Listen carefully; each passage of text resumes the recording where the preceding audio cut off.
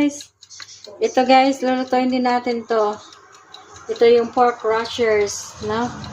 Bubuksan din natin tapos ilalagay natin sa pan pag brown natin. Ito na yun guys, ang rasher, pork rasher. Lalagay natin dyan guys, i-brown lang natin tapos lalagay din natin sa oven, no? Ganyan lang guys.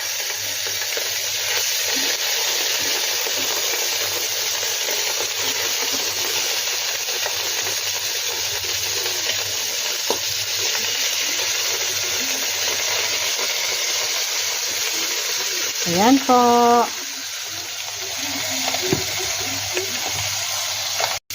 Hello guys. Inaaway ako nitong rasher.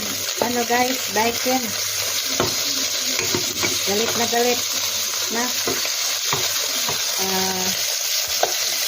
Balik na rin na natin guys.